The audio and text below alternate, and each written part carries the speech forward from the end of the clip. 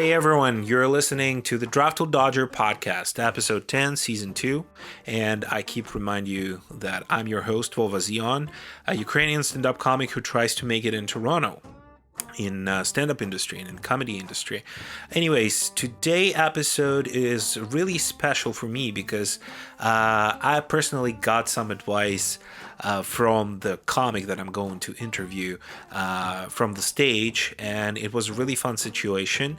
And I was really interested in material that he was doing on a stage because it combines a lot of different like dark observations, satire, and a lot of interesting thoughts that sometimes really rare in Toronto community. And before we dive into that episode, I would like to encourage you to support me on Buy Me a Coffee, a link you can find in bio, or just follow me on social media as well, link in bio, and you can find my Instagram or YouTube or whatever you would like to. Anyways, today my special guest is from Yukon. And it's a really small town in the north of Canada, but he actually has a lot of stuff to say from a stage, which I really like and which I really appreciate. So please warmly welcome George Rivard. Good to see you, George. Good to see you. How are you? I would like to start our interview with one memory of mine. Like last year, I remember I did the book spot at Backroom, and we were on the show together, but I was like so unconfident at that moment. And I went out like in the character who has a notebook in there, and I've been trying to read my jokes out of the notebook sometimes. And I remember like you were going after because you were hosting, and you mentioned that like it's not good for the comedian to go out on the stage with a notebook. No. I mean, like that helped me so much because like I realized how much are you focused to that kind of crutch, on the stage when you have some notes and you're like, okay, what should I do? And you're losing your time instead of actually speaking. So yeah, thank you so much for telling that one. Yeah, but like, how do you think mostly when you're performing, what are the most common crutch that comic starts with usually? And you can identify that it's just a amateur comic. Most common crutch I can identify, not amateur comic or someone who's just new, not moving the mic stand. Yeah. They will be performing in front of a mic stand, and you can't see me right now because this is not being filmed. But when you have a mic stand in front of you, and I just know that maybe they haven't been on stage before.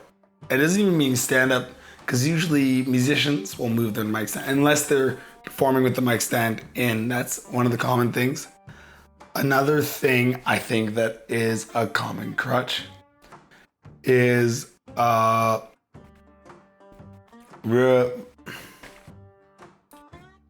guess the main one. Other than that, you can do whatever you want. Even like the book thing, I've since thought about it because when I recorded my special, I had notes on the stage because I was going in an order that I don't usually go. And I was like, I need to check. And then I ended up not using them, which was hilarious because I'll write in a notebook or I'll write in my phone, but I only write to get my set list in, and then I leave it for people to put it in my pocket. So you're basically using it just for the structure. So structure. Yeah, it's just the only time I use it. Yeah, because sometimes, I mean, like when I started first, and it was really hard because like English is not my first language, obviously. Yeah, and I was like, amazing. Okay, yeah, I'm trying to figure out what should I not forget to tell. Yeah, and at that point I've been using that. But then I realized, okay, that's just training my memory, and I'm practicing, and I'm going out, and if I didn't tell anything that I wanted to say out of the stage, I was like, nah, that's not good. So I paid more attention to it. Better to say it like in your own words than like stick to the notes, I suppose. And one thing I always noticed that even I still do to this day, I did a show last night and I wanted to, but I still forget to account for laughs.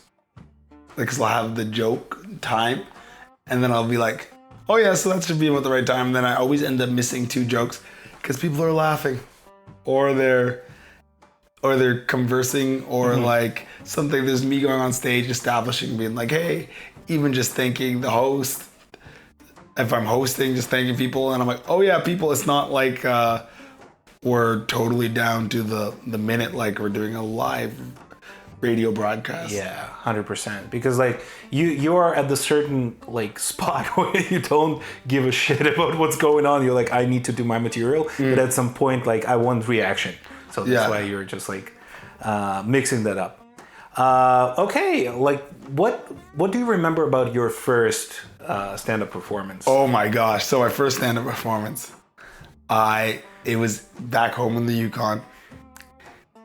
I wrote my notes, and the reason I did stand-up is because my soccer coach, who was a stand-up and still is, and I ran into him, and he's now a producer on the radio, because we have CBC radio. He's a producer, and he said, "Keep on doing. You should do stand-up." I'm like, okay.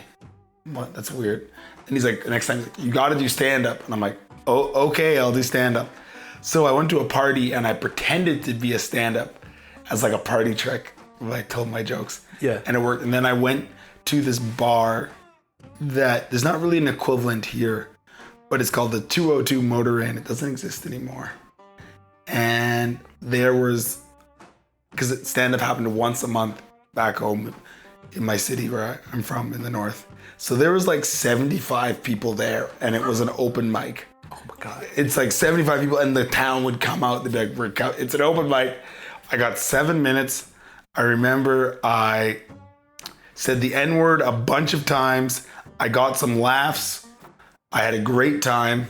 And then I got so drunk that I missed work the next day. Oh my God. That's interesting story to be sure. And like you mentioned about that you said N-word a couple of times, but like what I wanted to notice, when I've been seeing you performing on the stage, you are actually one of the comedians who like, I'm just talking about my own individual experience. You never used it like in the sets. I hardly ever do unless it needs to be said. Because also, you've talked to me. I don't use it in my regular, very rarely in my regular talk. Because my whole thing I try to do now is to try to make the gap between who I am and who I am on stage pretty the same. And that's really took me years of training to be like, I want to just be myself on stage. Which is, when you're an artist, they always tell you that no matter what you're doing, they're like, just be yourself. Yeah, and you're like, oh, okay. But no one ever tells you how to do that. They're just like, be yourself. And you're like, that should be easy. Hardest thing, because as you know, going up on stage, and I'm doing it in my mother tongue, and going up in front of a bunch of people who may not necessarily want to see you, because we do shows in places, but then sometimes we're doing open mics in bars where people are not necessarily happy to have. They're not don't want you there, but they're looking over their shoulder and they're like, what is this person? What? He's talked about cum so much. So I just trained myself to be myself. And that comes down to I'll listen back and talk about how I talk, things I'm saying. And I try to, for me anyways, so I talk really fast, as you can tell. When I'm on stage, it sounds like I talk fast. That's me trying to slow myself down. I guess I wouldn't say that you're talking too fast. I see the attitude that you're doing it with. Yeah, like you're so cheerful at the moment. You're just like enjoying what are you talking about. Because I do. Yes. I truly believe in that. Like everybody's like, even when I'm tired, there's times where I don't want to do stand-up, and but at the end of the day, before I go on stage, I started jokingly being like, no one's forcing me to do this. No, like literally, it's not like I'm like, no one's forcing me. I get to do this. This is pretty fun. You get to go on stage and say silly things. I get to sing. I get to tell people little anecdotes. So when I go on with that attitude, I just have fun. And it comes back. I used to do musical theater, and the director used to say, if you're having fun, chances are the audience will have fun, even if you're not. If they see that you're enjoying yourself. And it's hard not to enjoy yourself when someone else is enjoying themselves on stage, even if they're being something completely weird. You may not be like, oh, I didn't like the jokes, but you're like, hey, well, he enjoyed himself. And that's the attitude I bring to it. 100%. I think like you mentioning a lot of hobbies that you actually used to do like back in the days, and I guess you got a plenty of them. I mean, like violin, musical theater, football, like breakdancing. Yes. Well. How does all of that things that actually surrounded you, like from your childhood, and I guess till now because it's your personality, how does it help you to stay yourself on the stage, and how do you like implement the things that you know from those things? As far as violin was the first time I was on a stage, so you get used to, I've been on stage for a long time, just being on stage, so I got used to the first time I was on stage for stand-up wasn't the first time I was on stage, right? The first time I've bombed playing violin.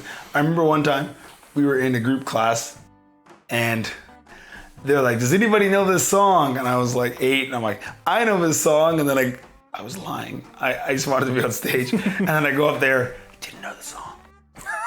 And I tried to play it. And I remember the drive home, my mom's like, what was that? I'm like, I just wanted to be up there. So you get used to the failure. Dance tells you, because like for me, I love dance, not naturally talented at it. I find it very hard, but I love doing it. So like that's one of those things where I taught myself that you can work your way into liking something, and that not necessarily. And I remember there was a point in time, I like crowd work now, but there was a point where I never did crowd work. Like it was like, time's going by fast, but like 6 years ago, I never did crowd work. I just went up, did my jokes, and left. So I forced myself, and that uncomfortable feeling that I got in dance, I felt the same thing in comedy. So I remember I had an open mic, and when I'd host open mics at this, were you here for Nothing Fancy? No, you weren't here. No. So when I would host open mics, I would force myself to say a comic would go up, do their 4 minutes. Yeah. I'd force myself to say one funny thing about what they were doing, and that was uncomfortable for me without writing it at all. So that I got like used to like the freestyle aspect, because in dance, especially in breakdancing, you have like the whole freestyle component where you just go and you don't think of anything. You only connect skills that you know. And sometimes you literally crash, like you wipe out, which is just like bombing. And once you go out there, it's just like comedy. When you realize that yes, bombing is a thing that can happen. It's just my Casio. It's okay. And once you realize that bombing is a thing that can happen, and you're gonna survive, and as you know, no one's ever gonna kick you. It takes a lot to get kicked off stage. Like, it takes a lot.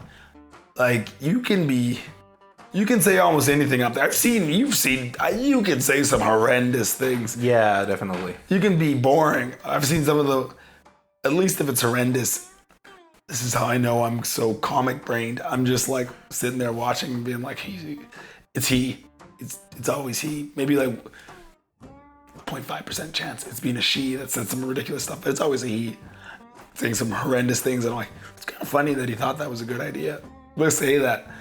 And I just watch and I'm like, that's hilarious. That's one of the things I bring from my hobbies. And also, I believe you don't get ideas for stand-up by doing stand-up. 100%. You have to go out and live a life and like write weird things. Or you start getting this weird become so self-referential. And another thing I've learned is that most people that are watching stand-up shows have no interest in being on the stage. So if you talk about doing stand-up while you're doing stand-up, automatically most people don't understand what you're talking about. They're like, why? I don't. Yeah, it's like the inner kitchen. Like no one's wondering what's going behind that. No one cares. No one cares. Or like it's so foreign to them, or it's terrifying. Most people's idea of a good time is not being in front of other people and trying to make them laugh. You've gotten the comment. even at a party and someone's like, oh, you do stand-up. I couldn't do that. I'm like, you're literally a doctor. Like, it's not that it's not that hard. That's true. Yeah. But again, like the same thing, the controversial part of it when you're saying that you're doing stand-up and guy just goes like, tell me a joke. And like, sometimes it's not even a joke. It's just like being on a stage and just telling what do you feel. It's not a therapy thing, but like trying to, I guess, convince people of what do you think is funny at some point. I like that you said that. For me, when I write a joke, it doesn't necessarily have to be that they know the situation, but if they can connect with how I feel, they can, because everybody's always felt, I mean, these aren't my words, it was Chris Rock. He says like, everybody has money problems. Everybody has a relative they don't like. Everybody's having problems at work. Everybody, like, no matter where you go in the world, everybody's feeling those things. It may be different situations, but they can understand. Everybody's dads embarrassed them. Everybody's felt proud. Everybody's done something silly. And when I get connected to those feelings, I'm like, oh, that's good. And then also subverting what they think, but that just gets into like the whole writing aspect of like missing. Yeah, what I've noticed, like in my case, I'm just like getting focused more on writing, but at some point when I'm just writing down the ideas or some kind of feelings when I feel depressed or angry or whatever, I'm just like writing it down, no matter how it will work, just a stream of consciousness. And then out of that, you can just get something that, because like at some point you're just making that poison work in a different way. Like, you know, when people are catching snakes and they are just like finding out the antidote. Yeah. So the same thing, I guess. It's like literally the stuff where people keep forgetting about comedy born from tragedy, from drama. And yeah, I think it's very useful because like emotions that we are always feeling, it's like ons and offs all the way. But yeah, like the musical background, I still wondering, I have my own observation about it, but like I'm meeting a lot of people who are doing stand-up and actually has like somehow like been doing music or whatever. I don't know where does it come from, but what do you think in general? Why musicians are like ending up sometimes doing stand-up? I think too, because a lot like stand-up, it's hard. Like violin's hard, stand-up's hard. Like even doing, I tell the average, you know, have you seen this yet? Where someone's watching an open mic, and they're like, "Oh, I'm gonna sign up. This looks easy," and then they try, and it's hard. Like even doing bad stand-up is hard. Like it's hard. Like it's so hard. Like try writing a bad joke. Like you can write a bad, but like to write like a joke that's like bad is hard. Like even that. Yeah, I mean, like you should really try it. Yeah, it's hard. It's like go away. I challenge anybody listening to this. You think it's easy? Write a joke that makes your friends laugh. That's not already been written, and and even harder, write a joke that makes your friends laugh that isn't crude. It's hard. And music, I find too. I love how it brings everybody together. Right. That's another thing too with music. You have to go in front of people and you don't know them and you have to make them feel something. And they also have their own opinions when they see you. The one thing about music though I love is that you do all your bombing before. You should practice before. You stand up, you can do everything right. You can have I'm sure you've had this too, the best set and the people just aren't feeling it. But music, you shouldn't be messing up in front. And also one thing about music too, is that it's one of the only things where if you get a song 98% right, anything else, you get it 98% on a test, amazing. You get 98% on, you get music 98% wrong, right? Except for 2 notes, everybody's gonna know. Like everybody will know. And they'll be like, why did you mess up those 2 notes? Stand-up's the same thing. You could have like a crazy set, but two things don't work, they don't care. You kind of, the margin for error is pretty slim. Yeah, as soon as you're not like emphasizing on that shit, no one gives a fuck about it. No one cares. I have jokes. I've been doing stand-up like 13 years, and I have a joke that I was saying, and I was wondering why it wasn't hitting, because it usually would hit. And then I had to go back to my original notes and where I wrote it out. And I've been doing that joke so long that I wasn't saying the same joke that I wrote down. And that's why it wasn't hitting. I was right. I was saying a different joke. And it was only a couple words off. And people were like, or there's, you know Mark Hallworth? Yeah. Yeah, so he one time, I was doing a joke and I was talking about a grocery store. But it's a grocery store chain that only exists in the West. And no one was getting it. And he comes up to me, he's like, George, Safeways don't exist here. I'm like, oh, like it can be something that crazy. Or someone says, sorry, I was with the cat and it's my okay. allergies.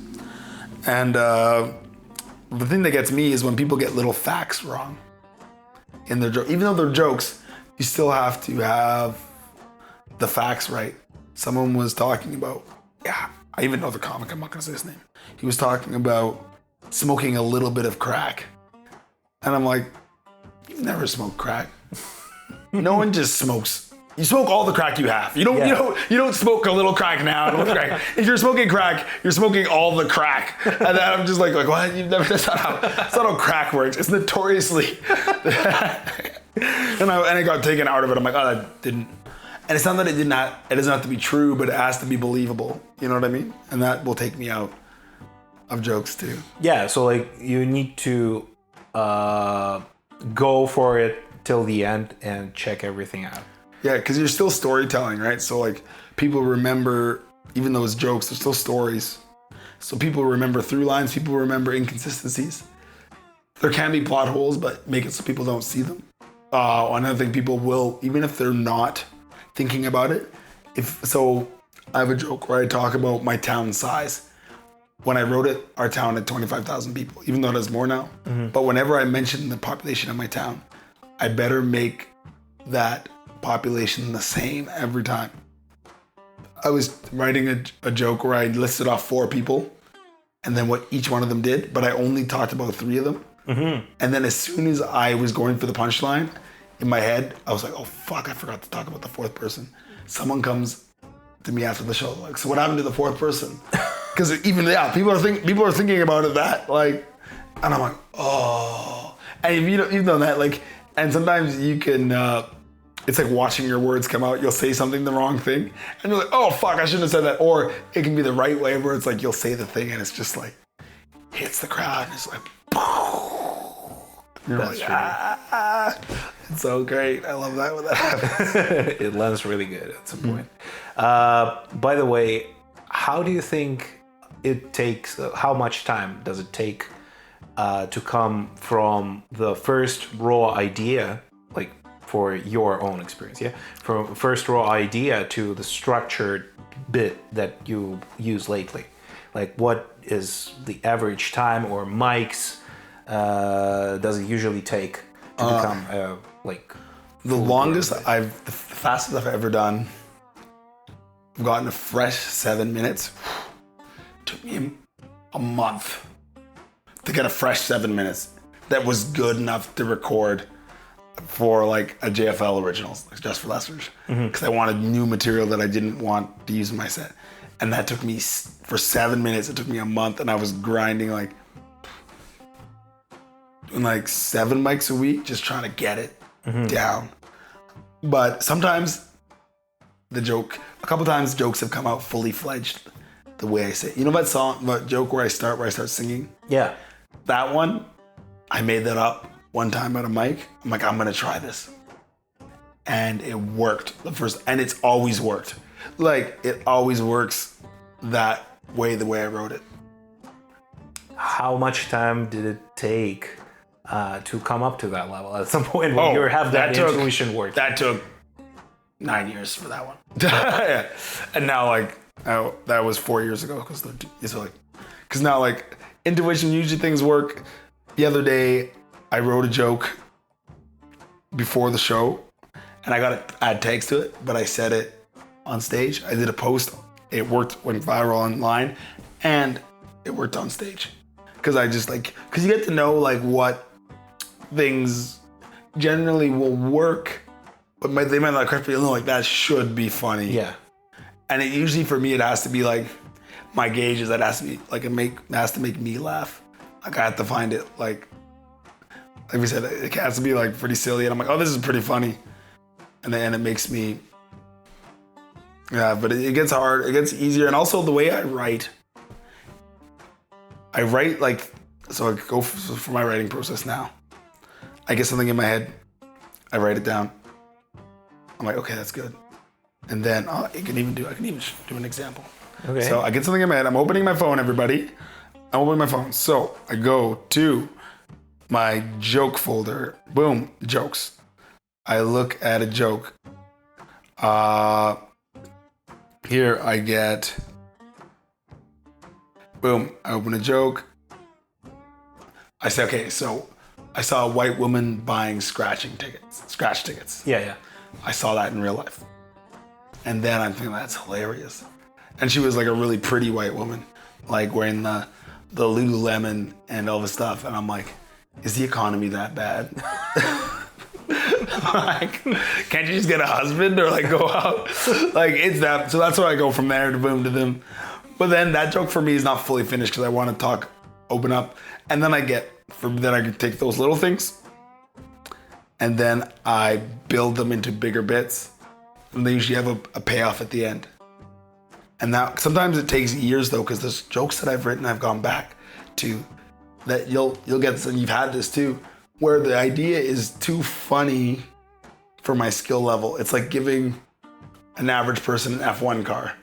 Yeah, like you can't handle it. You can't handle it. Like it's not, and that's like when I talk about like, I remember when I first started, this is in Vancouver, I was writing all these weird jokes like, what if an alien came and probed me? And then I was like, hey, aren't you gonna ask my name first? Like, and then the comics were like, George, you're from the Yukon, you're a black man, write about that. No one cares about that. And I didn't understand what they meant, but it's just like, try writing us a joke about your name, a joke about where you're from. Like all these like, before you start going for the weird, like, pie in the sky, like... Yeah. I mean, it's not bad. It's at that same point, it, like, leads you to the certain understanding of what you find funny, I guess.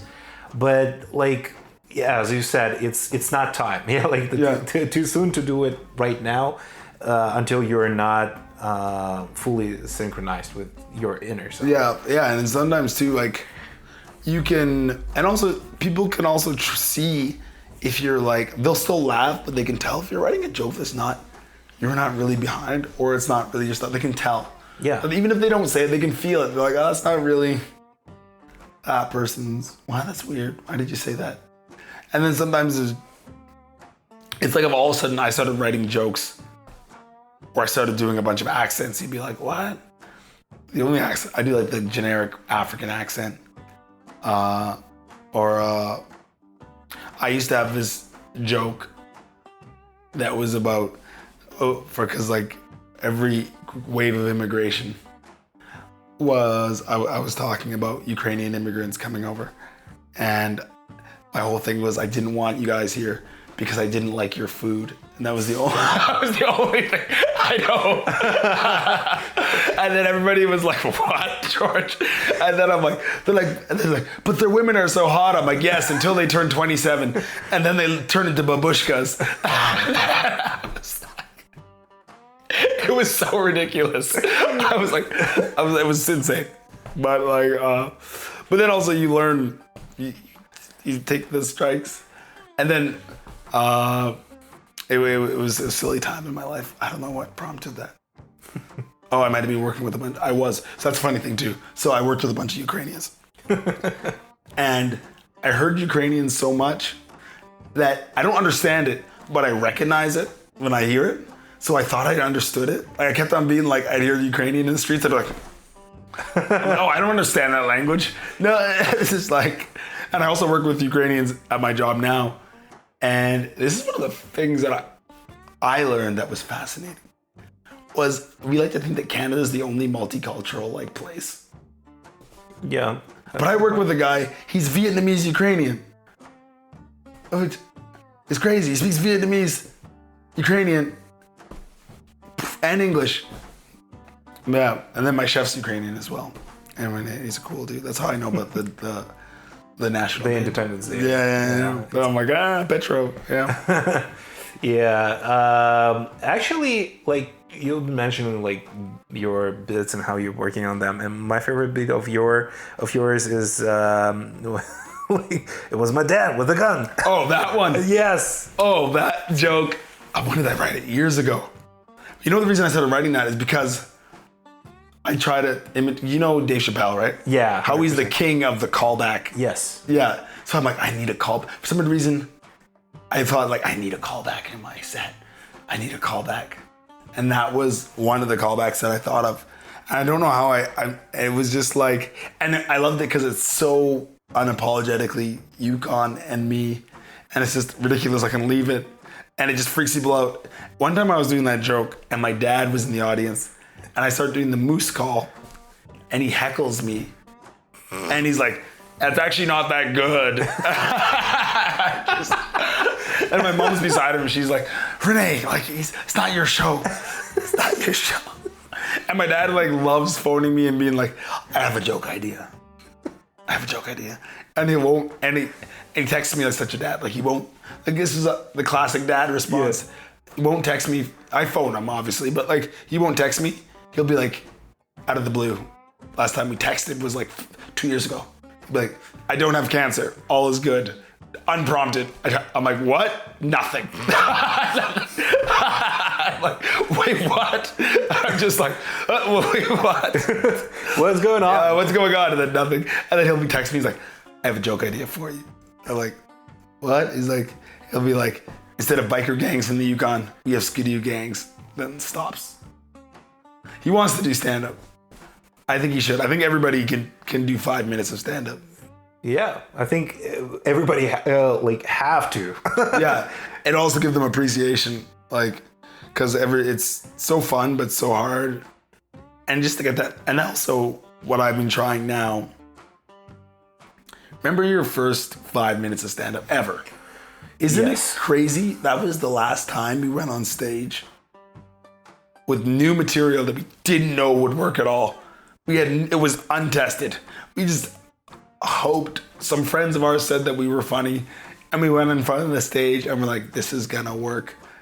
And I try to, and that was the last time I was truly fearless. Now I'm like, I gotta put some old stuff in there. So my ego. Mm-hmm. So I gotta make sure they actually laugh. And then sometimes it's not my job. Like I was doing a show last night and they'll bring me on as like, you need like someone who guarantees, because if you're selling a show, you need someone who's gonna guarantee laugh. And that's what I learned too, to get booked. It's consistency. You want people that make people laugh every time, because that's where it becomes a comic. Like, remember one time I was on the road in Montreal. It was a big theater, and I was hosting the show, and I get this call that my close friend had died. And then I'm devastated. And then the stage manager's like, okay, you're on in 10. And I'm just like, what? And then I'm like, oh, this is like, that's what you mean when you say professional comedian. Yeah. You have to be funny, whatever happens, and just go out there. And that felt kind of cathartic because it was like, he would have wanted that and all that stuff and blah, blah, blah. But that felt like, because they talk about like, the show must go on. I was like, whoa. Because you obviously hear about it and you're like, oh, but get on stage and be funny, clown. Okay. So speaking of Yukon, like what is your like best memory about it? I know that you came back from there. What's my best memory of the Yukon? Oh my gosh. Trying to think the best memory. So one of my good memories is when we were kids, because it stays light so late. Yes. Is just all my neighborhood. There's a group. There's me, another group of boys, 2 boys, 3 of all my friends, and we'd stay up till like 12 o'clock at night under like the midnight sun, just building bike jumps until like, from like after school to 12 o'clock at night. But it's light out. Yeah. And just like, you just be out, you just be with your bikes and you just go out.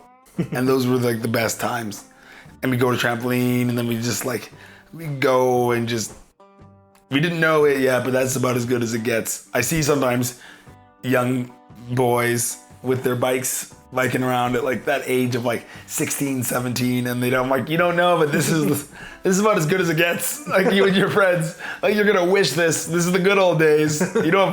Yeah, nostalgia sometimes is bringing those memories, and you're just like diving into them. And yeah, that's pretty cool. How do you think, how much has Yukon changed, like since you started doing stand-up in there and like moving to Toronto? What has changed? I'm way better, which is great. The one thing that has changed, whenever I go back now, there's an expectation that I'm going to be really fun, and that's hard. But also, I have the advantage of everybody kind of knowing who I am. Mm-hmm. So I can go on stage and be like, he was dressed like my dad, and everybody knows what I'm talking about. I don't have to explain. I don't have to set anything up. Even to the point where my moose hunting joke, I don't explain it as much there.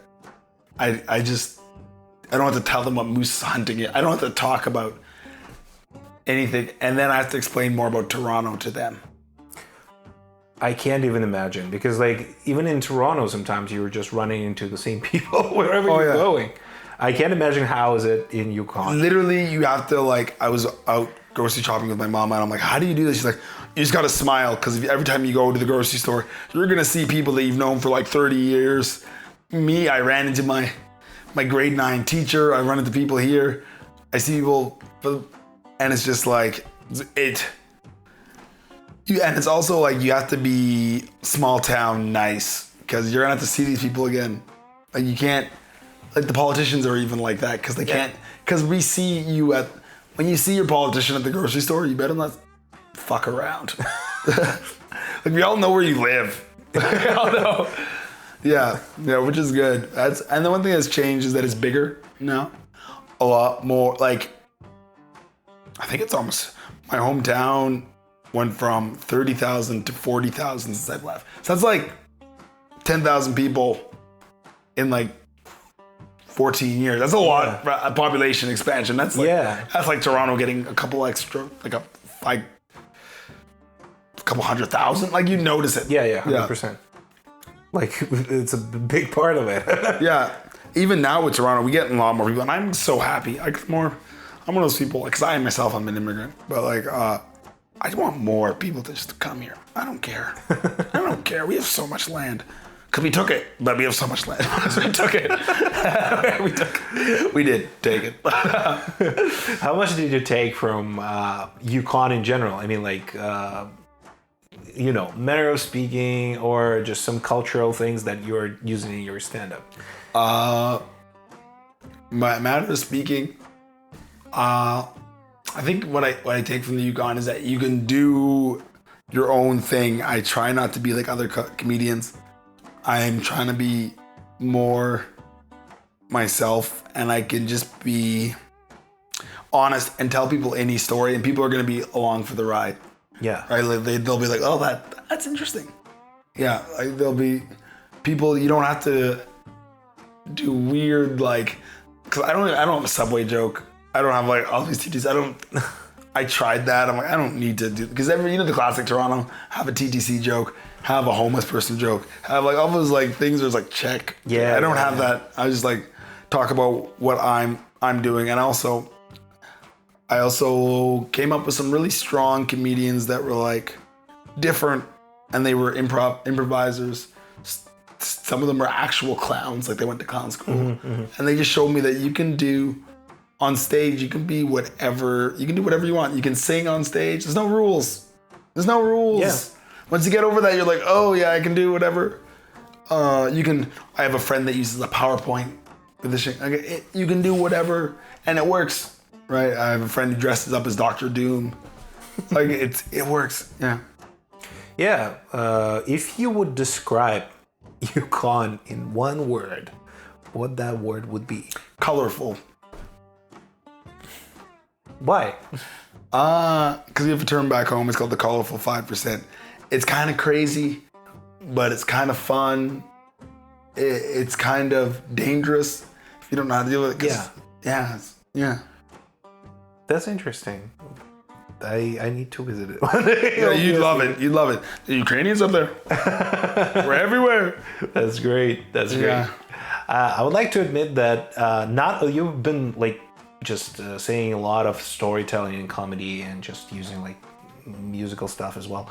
But what I've noticed as well, you are you're actually using a lot of satire in your comedy, which I love personally, because sometimes I'm going out here at the open mics, and the thing that like actually makes me feel a little bit sad, that there is a bunch of problems that people are not talking about. Like obviously you will have like a bunch of Tinder jokes, a bunch of like subway jokes, a bunch of homeless jokes, but no one is talking about like homelessness as an issue. Yeah, like it's just a personal thing. But like in general, and everything that I've just experienced in here. So how did you end up in there? Oh, I've always loved satire. My mom makes like satire, and I've always found the idea of satire like funny, whether it's Monty Python, or whether it's the Onion newspaper, like anything. And I just find it one of the best ways to use humor. And and it's also like kind of hard. I like it because that's what I like about it. It's kind of hard, and it's one of those things that like I've always hung out with people that find satire funny, right? And it's a good way to, because I just personally believe that like I like to speak truth to power. Not that I'm like a philosopher, because we actually do have philosophers. I have a friend that's a philosopher. I don't want to do philosophy. But like, it's a great way to actually talk about what's going on, because in its ridiculousness, it is funny, right? It's funny that like the world right now is at the whim of this one dude and his Twitter account, like that we let it get to that point, right? It's weird that like what was started off as a child's toy in your country is now like the arbiter of terror. Like it's like insane that we went from within like 5 years. Like that's like insane. If you had told someone that like, oh, this drone is gonna make Russians scared of the sky, you'd be like, no, like it's a toy. Like it's insane. That's insane. That in itself is just like, what the fuck? So like all you gotta do is add the funny meter up a bit, and it's like and it's good. And it's also there's always stuff to write about, and I try to write jokes that another person couldn't tell. So if I'm talking about something, like say I have a joke about child soldiers, right?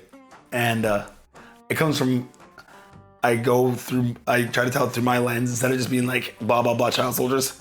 I talk about a book and child soldiers, and then I think the punchline is that I think the idea, because I talk about how it's sad and that we should all rise up against and stop child soldiers, and then I stop, and then I'm like, but also part of me thinks the idea of a child soldier is just a little cute.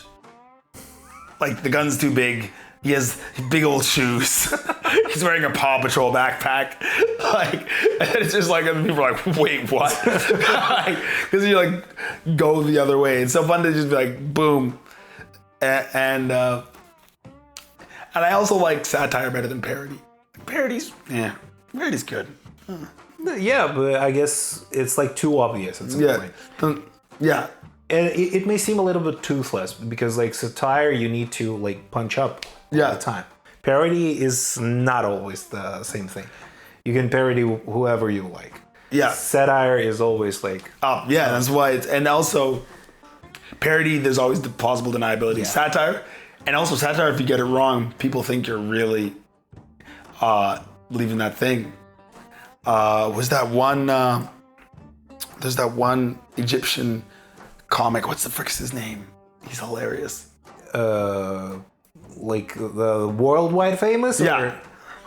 He was on the show, and he was talking about like he was on CNN, and he's literally and he was talking about his wife being Palestinian, and he's just like, they're killing Palestinians. Like, yes, but they're really hard to kill.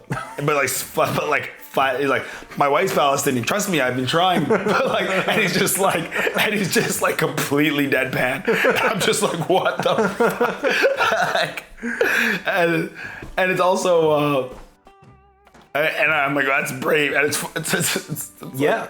Yeah. That's really brave. And I think you need to have some guts to do that. Yeah. Like you can't go in there and be like a little bit, all the time that I've been looking through different types of stand-up. Usually comic is going out on the stage and tries like act like he has a problem, but like he understands kind of that problem, and he tries to make people feel sad about him, but and laughing as well, simultaneously. If you're doing satire, like for example, my favorite ones, comics like Bill Hicks. Or like George Carlin. Oh yeah. They were never doing that shit. Like, I mean, at the beginning of their career, obviously they could. But like after, when they started to do more like profit thing, that they used to. It's my roommate. It's okay. Hello. Hey. Oh my god. Oh my it's god. interesting. I wouldn't cut it out because we're in the middle of the podcast. Yes. Yeah, we are. Oh, sorry. No, it's okay. Megan just got here. That just makes so much sense.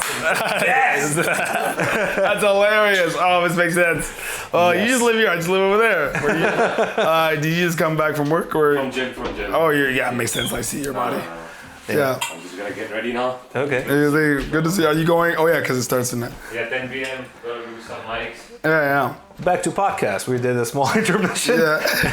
and now, because George Carlin, I remember that when he was talking about God, and he's like blah blah blah. He knows all this stuff. Yeah. But he loves you. That's the most and you know where thing. he stands. Another person, Mark Maron. Yeah, one of my favorite comics. Yeah, when he's talking about, he's so good because he's not trying to be like, and he's lost work because of it. You can tell, because if you're in the middle, right, like you're bland. But my favorite joke that he's done so far is like, if Hitler was alive today, he'd go on Theo Vaughn's podcast. Yeah. That joke where he says, "That's crazy, Hitler." That's wow. It's all his jokes are just so, and he's really gotten it lately. He's just gotten into his own, like, and so many. Another person that's great at satire is like Maria Bamford. Yes. Like, oh yeah, absolutely hilarious. And it's great, but also too, satire.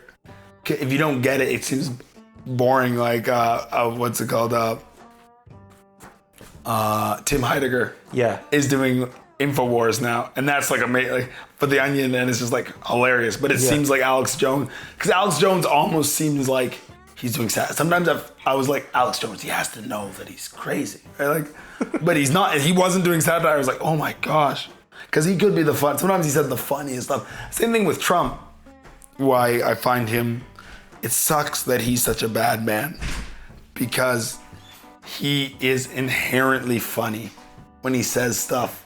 Like when he called Canada Snow Mexico, I'm like, that's funny. Fuck off. Why are you putting people and like displacing thousands of people and starting a war with Iran? Because that's funny, right? When you say shit like that, it's like, oh, it's hilarious. Why couldn't you just be like a weird WWE guy instead of like the president of the free world? I mean, sometimes he looks like a character, not even the president, to be honest. Yeah, like you definitely watch a comedy show and you see that kind of character in there. And like I remember I've written a bit about Donald Trump. Like he doesn't need a speechwriter. He just can use every kind of different songs to like talk during his like brief conference or whatever. And he like that. I see trees of green. Red roses too, I see them blue for me and you, and I think to myself, what a wonderful president I am.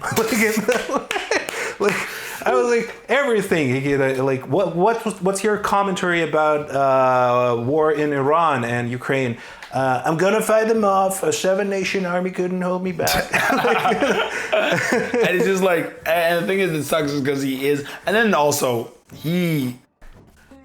you can tell that he wants to be liked above everything else, because it really hurts him when people don't like him. You can tell, like when he went and met Mamdani, Yeah. and he just wanted him to like him, even though they're diametrically opposed. Yes. Yeah, and it's just like, oh, you just want people to like someone, and it's not too far gone. I'm not gonna go and try to heal him, like fuck that. But like someone, obviously his father didn't love him enough. Right, true. and now the whole world has to suffer. But also, I believe there's this one correspondence dinner where Obama makes fun of him. Have you seen that clip? No. And then everybody's fucking. He's like, "Oh, fuck you, Dad." How did he come? Because he said this joke where he was talking about like, Trump was doing the whole birtherism thing, saying that Obama wasn't. Yeah. And then Obama, who was also very funny, was like, "Oh, we have Donald Trump here, and." He has to decide who to kick off a Celebrity Apprentice. Little John, and Obama's like, decisions like that would keep me up at night because he's the president, right? And it's just like, it was hilarious. But now we have Trump again. Yeah. Yeah, that's also what I've noticed. Like some content that you do on social media is also it basically satire, but it's like a social commentary that you're doing on some political events or not political events in general. How did you come up with that? And like, why you are doing like you're doing it silently? I mean, like you have the text, but you're not saying a word about it, just literally. So great artists steal. There's a guy that I used to follow who would just do that. He would just do the. Because of Steele, and I was like, and it was the beginning of the last election, and I had this thought in my head. I'm like, you don't like Pierre Poilievre because he's a conservative. I don't like him because he's French. We're not the same. And then I typed that up, and I'm like, and it hit. And I'm like, oh, because I'm always like, I do follow politics. I think if you're an adult and you don't, you can't. You're silly. When people say politics don't affect you, and then you like literally. I have a buddy who was like, politics don't affect me, and then he was literally like a couple sentences later, he's like, these tariffs are messing with my business. I'm like, yeah, that's literally I'm sorry, man. Yeah, I mean, like when people are usually just trying to put responsibility on someone else, they are like, oh, everybody fucked that up. No, you fucked it up because you didn't care about it. And I also do like, it's tongue in cheek, but I do believe in the things I've said. I've gotten in trouble for the stuff I've said. One time I did this Canada Day post, right? And it's a contentious issue in Canada. And what I said was, happy Canada Day. We can acknowledge Canada's wrongs and be quite proud to be here. And then people were like, what do you mean? That's fucking genocide, blah, blah. I'm like, I didn't say that Canada hasn't done anything wrong. I said we can acknowledge Canada's wrongs. Two things can be true at once. I come from a country that uses children to fight wars. This is a better country. Yeah. Yeah. I mean, I can understand it. And you know what? Like, I've really noticed that when you're just not doing something, but you're mirroring other people's behavior, they are fucking going like feral at that point. Because like that's actually, I guess, satire as well, because like you're putting the mirror in front of them and they are fucking pissed off. Like, how dare you to talk about that? I'm not even talking, I'm just like showing you on the mirror. Or the classic case, like, is just because Toronto's an excellent city where they're like, Toronto's the kind of place that will put up a Black Lives Matter sign. Hate has no place here, but we'll make it so there isn't allowed to have a homeless shelter. Like, it's the kind, that's Toronto. Or like, we'll be like, or during the World Cup, they'll move all the homeless people away. Yeah. And spend a bunch of money in a new stadium. Not a new stadium, but refurbishing. I guess it's the duality of like the things that happen. I think it's ridiculous. Or like, we got to send a bunch of money to this country. We got to send, but we can't. Yeah. We still have communities that don't have drinking water in the so-called first world. Like, it's stuff like that. But I think it is ridiculous, right? I mean, every single time you're walking on the street, you can spot that thing. Like, I guess when you see that kind of inequality. Yeah, like for example, we have sistering in here. Yeah, and like they are doing the protests right now. Yeah, because Doc Ford decided like to close sisterings and as well. But like I've literally seen so less homeless people or like who actually use ancestry to go and just also protest with protesters. Yeah, and it's just like, and it's the whole thing is like, I personally think that all I want, this is my whole, if you want my politics laid out, I don't think anybody, no one chooses to be born. Like no one, so no one should be, I'm not saying anybody has to be rich, but no one should have to suffer from, if we have the ability, which we do, clearly, we can build all this shit. No one should have to suffer from the stuff that life inflicts on you. Yeah. I don't mean you have to be rich, but like, hey, we have all these vacant houses and condos, put someone in there. I don't care. And also my whole take, I did a take once. You only get one house. I'm sorry. You want another house? Get a hotel. I don't care. They're like, but I don't care. You get one house. I love you singing in the shower. Yeah, that's amazing. Like, he knows that we're recording the podcast, but like he's still singing in the shower. Anyways, the fresh take that I've recently heard, like one person mentioned, like we have a lot of suffering people because they actually choose to suffer. Which I think is bullshit because like no one actually chooses to suffer. No, I don't think that's true. And no one also like wakes up one day. There's a series of material conditions that break. It's like how no one chooses to. There's a bunch of things that happen to you before that that are out of your control. Like no one. It's like, oh, it's easy. I wrote this sketch one time where it was like, are you feeling down?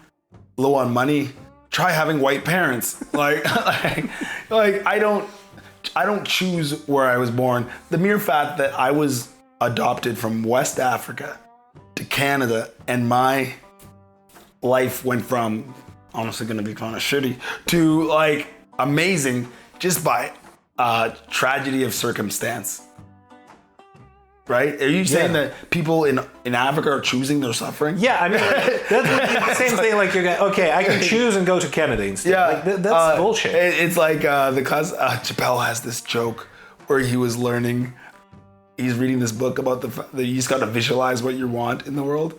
And then he was like, oh, so those kids in Africa just got to visualize themselves some food? That's your problem. You're not visualizing hard enough. Like the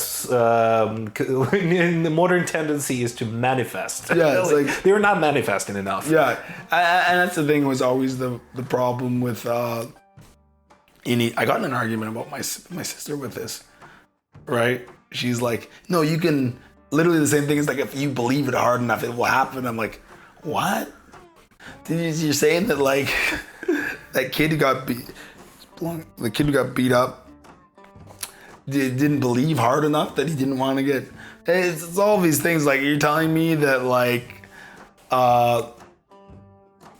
the world, I keep on bringing it back to conflict in your part of the world, but like, the Ukraine didn't manifest hard enough against Russian aggression. No, it's like there's people that are bad actors that have the control, and then there's also just like, and then on top of that, the one thing that is funny enough, but not funny, is that bad things often don't happen to bad people. Mm-hmm. Like a lot of dictators die peacefully in their homes with their families, and then there's people that are trying to do humanitarian work that get shot in the streets. It's not, world's not. And I think sometimes too we tell ourselves these narratives that makes it easier to happen, and then not to like. It makes it, and that's kind of like not to get real deep into it, but like it's the whole like Christian narrative, which makes it a lot easier. If you believe something good will happen in another life, it's a lot easier to tell people like the peasants or the workers that, hey, like it sucks now, but in the next life, it will be amazing. It'll be amazing. But I want a good now. No.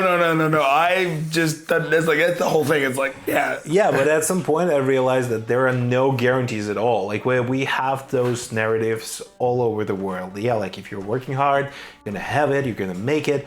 but at some point you have no fucking guarantee. You don't know. Yeah. We're all one Zoom call away from having a bad time. Yeah. Like, or you're gonna like still be broke for the whole entire life. You can't say that like, okay, I really want that job and I will get that job. No fucking way. no, they're gonna give it to their son, or they're I'm sure, like, there's so many things. The reason I have my job right now is because I am family friends with the chef that worked there's wife. Yeah. And when it came time to needing workers, they phoned me up. That's not skill. That's just me happening to be. That's just connections. Connections. That's the whole world is like that. Even in comedy. Yes, there's skill and who's funny, but some gigs I've gotten because I just happened to be in the room when they were picking who. Yeah. The last night I walked down and they're like, "Oh, George is here. You want to go on?" I'm like, "Yeah, sure." Yeah. And also too, but the comedy though, I remember being like, he's grinding to the point where it like seemed futile. Right? I remember showing up to open mics like 2 hours before to get my name first, hoping that I didn't get bumped by pros. Yeah. And then this being like, to do my 4 minutes, biking out to the East End for 4 minutes, like all these things. And because things have kind of worked out, we're like, I have some credits. I paid the government taxes for comedy. I could backwards that narrative being like, yeah, that was me trying.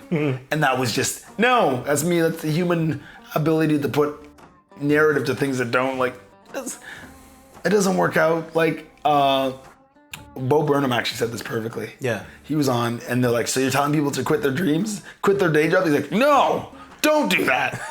I am an anomaly. He understands that he's an anomaly. Like, it's not like the idea, like, I don't know, you know, like have you read like, for any Kafka? Yeah. He worked his whole, like, he's arguably one of the best writers of all time, and he worked a job the whole time. Yeah. Like, it's not like we have this weird thing, especially now, that your life, your art and your comedy is not any less valuable just because it's not your income stream, right? It isn't.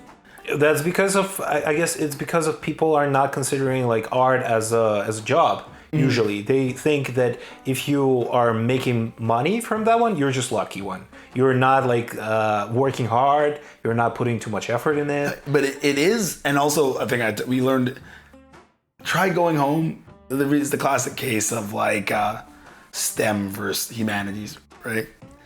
But when you go home after work, you don't go and stare at an Excel spreadsheet. You read books, you watch Netflix, you go to the art gallery. People forget that all those people that made those are artists. Like the people like, like they're not made by someone who works at Deloitte, like, or one of the major firms. And also too, right, it's easier, you can pay people less if you tell people that their profession has a currency of prestige. Yeah. Right? If you're like, you're lucky to be here. I'm like, no, it's still a job. There's still like it's still, I'm still like, not to get too deep in the weeds, but like I'm still getting exploited in like the Marxist sense, and the fact that like you're making more money and they're taking more and giving you that sense. Right. Yeah, but I mean, like, it was made fun of, like, so many times when people were like, oh, he's going to be an artist. Like, what are we going to do? We're a family of, like, blue collars, and he's going to be an artist.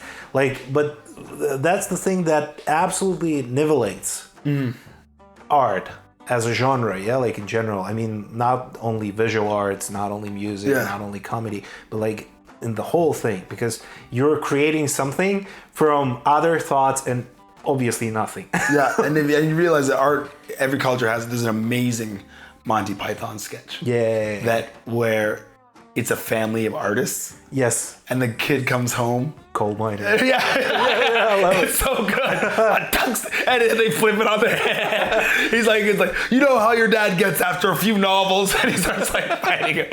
No son of mine's gonna use a tungsten tip drill. And it's like, it's so beautiful how they like there because it's so easy, and it's the point that's really, really beautiful thing when you're just watching it and you're like it's just a snap of a finger, just like and I love their. It's one of my favorite that they do is Philosopher's Football. Oh, yeah, my god! amazing. It's like oh my gosh! love It's it. like it's so good. Master the Schopenhauer, and like that's partly why I got my love of like satire was Monty Python. Yeah. Because it's so it's just so ridiculous. And Whitest Kids You Know, which is another great sketch series. Like Yes. Trevor Moore. I love actually British humor at some point because like I watched a lot Monty Python, a little bit of Fry and Laurie. Oh. Amazing stuff. Yeah, Jason Wooster. Yeah. Like you're watching that and you're just enjoying what's going on in there, and it's so like it's not in that usual way that we can watch some like stupid comedy movies or whatever. Yeah, like it makes you think a little bit, or just like twist your mind in a certain point, which makes you. Well, my favorite one is I think it's Meaning of Life, when it's World War One and they develop a joke that's so funny that it kills people when you're reading. That's true. Like, And classic. they're running through like, and it's just like, and the Germans are like, and it's just so, and they never tell you the joke, which is great.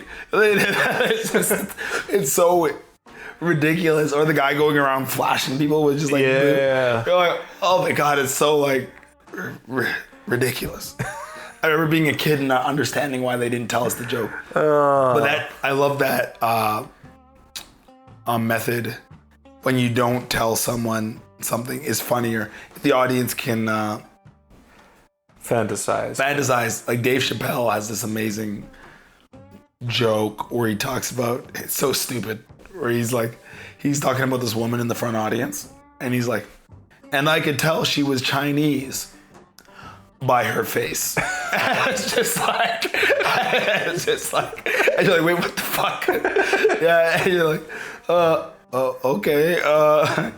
Okay, you mentioned Monty Python, you mentioned Dave Chappelle, you mentioned Chris Rock. Who are the other, Mark Maron as well, George Carlin, who are the other influences of your comedy style? How do you think? Monty Python, CBC radio comedy, because I used to listen to CBC radio a lot as a kid. Dave Chappelle. Someone the other day told me that I remind them of an ADHD Dave Chappelle on stage, and I'm like, a Fry and Laurie, another one, Whitest Kids You Know, and then a lot of like, that's pretty much it. And comics. I used to read a lot of like Calvin and Hobbes, Far Side, some weird things that are just like, just out there. Yeah. That's great. Okay, what about local stage? Which comics are like inspiring you right now? Like name like a bunch of names if you want. You don't have to like leave someone, or you know, comics that are inspiring your me top, yeah. that I find hilarious. Cal Patton, Tamara Siobhan.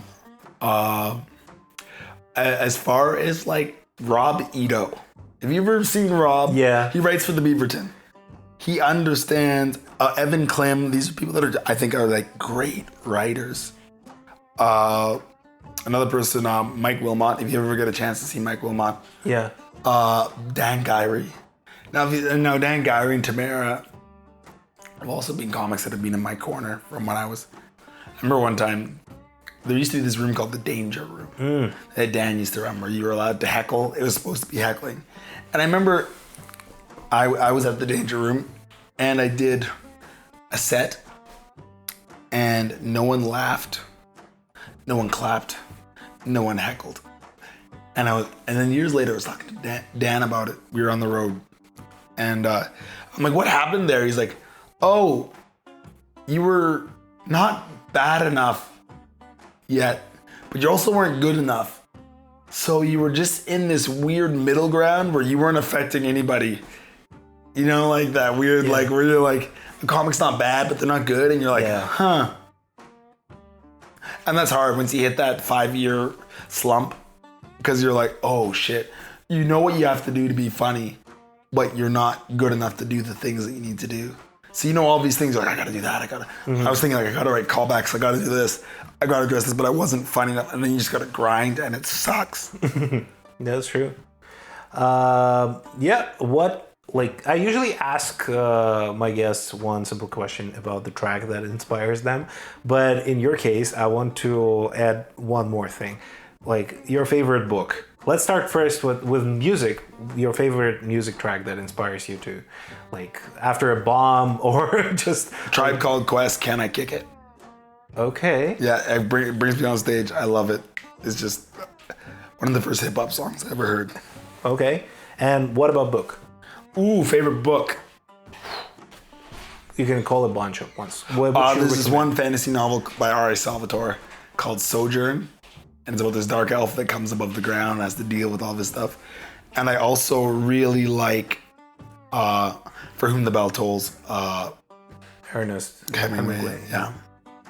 Great choice. Yeah. Yeah. Okay. A short lightning round. Okay. Best food in Toronto after a gig. After a gig, best food in Toronto, Maria's Sports Bar. Best food in Yukon after a gig. Best food in the Yukon after a gig, Klondike rib and salmon. Okay. What would you prefer more? A huge stage with a huge audience, or just a basement with 30 people in it? Basement with 30 people. Why? I can see their faces. That's interesting because some of the comics are usually saying like you don't need to look at the audience. You look past them, but it's great. Yeah. Yeah. Okay. So some random crutches in stand-up that are like pissing you off immediately. We've discussed a bunch of them in the beginning, but like literally you see and you like not identifying that it's a new one. Just like the crutch that pisses you off. Looking at your phone, people being drawn to social media before the actual craft of doing stand-up. Okay. What else? I wanted to ask. Okay, one thing to do till the end of the life: play violin or breakdance. Play violin. Why? I can do it till I'm old and I can learn and learn and learn. Breaking is fun, but it's not where my heart is. Okay, pretty good, pretty cool. And yeah, just a little bit of self-promotion. You can encourage people to follow you on Self-promotion. Instagram. You can follow me at Yukon's Black Comedian on Instagram. As far as self-promotion goes, I will be having a show. Don't know yet, but it'll be in September. It'll be called Georgia at 50 because I got 50,000 followers. And yeah. Great. We'll look great. for that. When it's going to be? We don't know yet. Okay, so let people follow you on Follow me on social Instagram and media. you'll find out. Yeah, thanks for coming. And now we're going to listen to... Can I Kick It by a Tribe Called Quest? Yes. Yeah. Great. Can I kick it? Yes, you can. Can I kick it? Yes, you can. Can I kick it?